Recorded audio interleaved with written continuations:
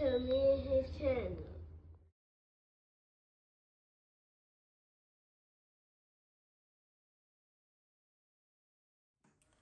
What's up, it's your boy LOE Visuals. I'm back with another video. How y'all day going? Hope y'all vibing, y'all chilling, y'all enjoying y'all day on a productive day. We back at it. Before I start, make sure y'all smash the like button, smash the like button, smash the like button. We're on the road to 10K subscribers. Hit that subscribe button. 10K, shout out to y'all. Give me the 10K. I love you guys.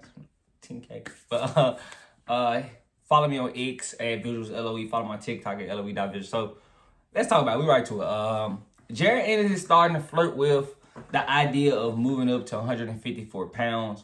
You know, he says that, you know, that division is hot right now and he wouldn't mind moving up. And, you know, he says that, you know, he still wants to unify at 147.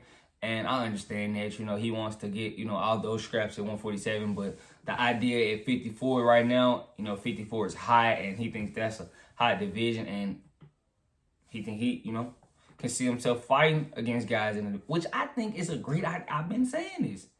A lot of fans been killing me, you know, but I know he wants those scraps at 47, but 54 is so hot. And if you get in 54 and dominate 54, you know, I feel like that boosts you. But, you know, a lot of people feel like staying at 47 is good for him. But I'm glad that, you know, he's flirting with the idea of moving up to 54, you know. Now I can say I'm good with it, you know, as long as he's thinking about it, you know, because I want to see him, you know, get the best fights available for him. You know, I know he's rematching Karen Chizukian, which, you know, he should get this guy out of here because, you know, he should, but, you know, Chizukian made it very tough on him in that first fight. He should get the guy out of there this time. Yeah, but I think 47, you know, those guys haven't made it known that they have no intentions on fighting Boots. You know, he's 27, undefeated. You know, I think he's wasting his time, you know, because these guys said, you know, they want an extreme amount of money to fight Boots. You know, the other champions, Stanley Onis, Barrios, and Brian Norman. You know, Brian Norman wanted 2.2. You know, what we don't know what Stanley Onis will want. Barrios, you know, he's with PBC, Stanley Onis with PBC. You know, those are going to be, you know, two tough fights to, you know, grab.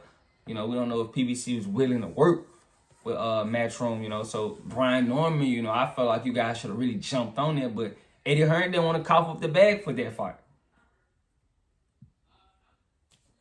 Eddie Hearn didn't want to cough up the like. I think Eddie Hearn should have gave, you know, Brian Norman that 2.2 million for Boost, strictly for, you know, you investing in your champion.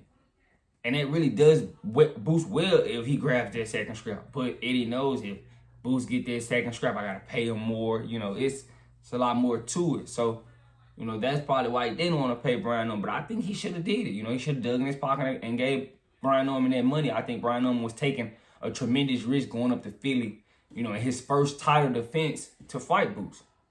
So I think, you know, even though it sounded like an extreme amount of money for a guy who hadn't really made any money, he deserved it, you know, because he said, okay, my first title defense, I'm going to fight in a unification fight against, you know, the best 47-pounder, you know, and I'm going to go to his hometown. You know, it was a lot of risk for Brian Norman. So I can see why, you know, because Top Rank is getting a cut of Brian Norman Jr.'s regardless of what he gets paid. They're getting a cut because he's going on another network. You know, they're going to let the unification go through, but he's going to go on a different network and they're going to want their money regardless if he wins or loses. And what he makes, they want they cut. So he, of course, you know, Brian Norman trying to get as much as he can. That was the only rational thing to do from him. Barrios and Stanley Onis, they you know, they want tremendous money. I know it, and they haven't even said Boost's name. So getting those guys unified is gonna be tough. You know, so I'm glad that Boost is now, you know, starting to at least think about it. You know, 54, because you got a lot at 54 for him. You got Sebastian Fundle, Earl Spence, Tim Tszyu, Sergey Boychuk, Israel Madramal, Terrence Crawford. You got a lot at 54, you know, that you could entertain, even though, you know, even though some may not be championship, they still, you know, it's a good fight, big fight for you. That's just what I think, you know, especially if you inserting yourself. But, you know, if you can get Brian Norman Jr. in the ring, I'm for it, but it's gonna be tough. You know, he said his price is his price, and do you think Eddie Hearn is gonna go out his way to invest into getting that unification done for you? That's what you got to think about. So we want to see Boots in big fights. So don't get me wrong. I'm not saying that, Boots is a bad fighter or anything, but I love watching Boots. I think he's very talented. I think he's a great fighter, but, we want to see him, fight the best. We don't want to see Boots fight, Chizukians and, these guys of the world. We don't want to see that. I would love to see him in there with Brian Norman, but you need Eddie Hearn to cough up the dough.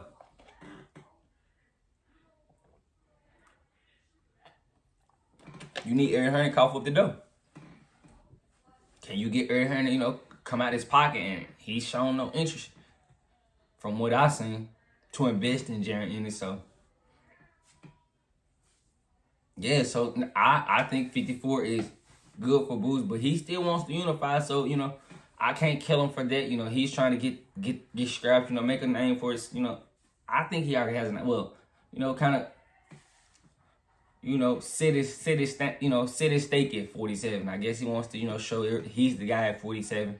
It's kind of set in stone. I don't think the other champions beat you.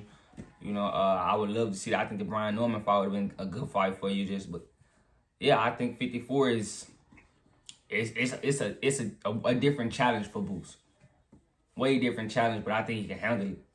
Do think he can handle it. I would love to see some of those fights at 54 with him though. So I'm glad he's flirting with the idea. The idea of 54 is high. I want to go up to 54 because if he can't get those champions, why not move up? If he can't get those guys in the ring with him, why not move up? And you start trying to grab another scrap. So I'm pretty sure you move up, they're going to put you high in the rankings. The IBF, they're going to put you very high. You grab the WBO from Brian Norman, they'll rank you number 1. So it's there for, Boots. So it's just on him. I want to see what he does next after this Chizukian fight. It's coming up soon, but I want to see what he does. I think 54 is great. But a lot of his fans like he should stay at 47. But, if he can't get those champions in the ring with him, why do we want to see him, keep fighting Chizukians and, the IBF mandatories? I don't want to see that. That's just my honest opinion. I think Boots, shouldn't be wasting, time because he's 27, but he'll be 30 before you know it. So I don't want to see him wasting time fighting guys like that. But that's just what I think. I think he should go up to 54, but I want to see what he does next. Let me know what you guys think in the comment section. Make sure y'all smash the like button, smash the like button, smash the like button. We're on the road to 10K subscribers. Hit the subscribe button, turn the post notifications on. Want to find me on X at VisualsLOE. Follow my TikTok at LOE.visuals. I love you guys so much, so much, so much, so much, so much. I'm out.